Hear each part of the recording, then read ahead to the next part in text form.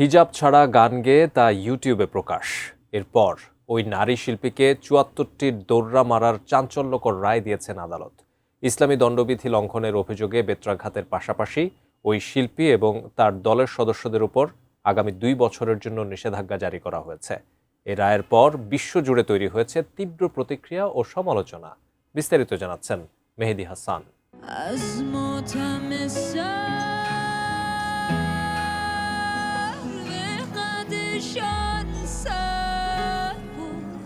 ইরানের শাসন ব্যবস্থায় জনসমক্ষে নারীদের জন্য হিজাব পরা বাধ্যতামূলক। সেই আইন অমান্য করে হিজাব ছাড়া গান গাওয়ার অভিযোগে জনপ্রিয় গায়িকা পারাস্ত আহমাদি এবং তার প্রযোজনা দলের সদস্যদের বিরুদ্ধে কঠোর শাস্তির নির্দেশ দিয়েছে আদালত।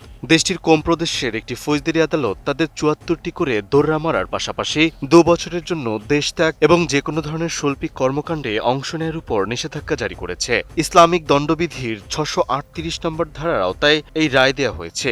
আর এই রায় প্রকাশের পর থেকেই ইরানে এবং আন্তর্জাতিক অঙ্গনে ব্যাপক আলোচনা ও সমালোচনা শুরু হয়েছে। বসুন্ধরা টিস্যু, অশুদ্ধতার বিরুদ্ধে এক বিন্দুও ছাড় নয়।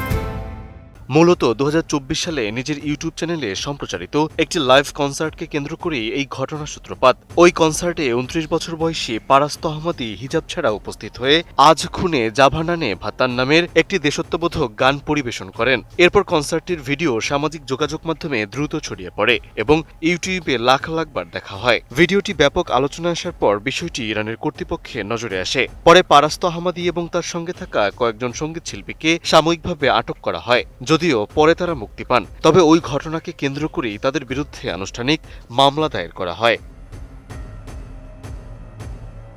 এরপর মামলার শুনানি শেষে আদালতের নথিতে বলা হয়, ইন্টারনেটে অশ্লীল ও অনৈতিক কন্টেন্ট তৈরি ও প্রকাশের মাধ্যমে জনশৃঙ্খলা ও সামাজিক শালীনতা ভঙ্গ করা হয়েছে।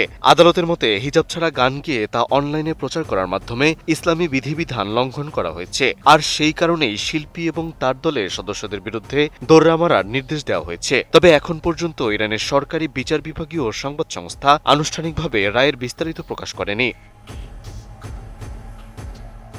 তবে এই রায় নিয়ে অধিকার কর্মী এবং আইনজীবীদের একটি অংশ তীব্র সমালোচনা করেছেন। তাদের দাবি, সরকারের সমালোচনামূলক বা ভিন্নমত পোষণকারী শিল্পীদের বিরুদ্ধে কঠোর আইনি পদক্ষেপ নেওয়ার বৃহত্তর ধারার অংশ হিসেবে এই রায় দেওয়া হয়েছে। তাদের মতে সাম্প্রতিক বছরগুলোতে সাংস্কৃতিক কর্মকাণ্ডের উপর নিয়ন্ত্রণ আরও বাড়ানো হয়েছে এবং এই ঘটনাও সেই ধারাবাহিকতারই অংশ। অন্যদিকে আন্তর্জাতিক মানবাধিকার সংগঠনগুলোর প্রতিনিধিরা বলছেন, শুধুমাত্র গান গাওয়া এবং হিজাব ছাড়া উপস্থিত হওয়ার কারণে একজন শিল্পীকে দৌড়া মারার শাস্তি দেওয়া মানবাধিকার পরিস্থিতি নিয়ে নতুন করে প্রশ্ন তৈরি করেছে। মেহেদী হাসান, এটিএন নিউজ।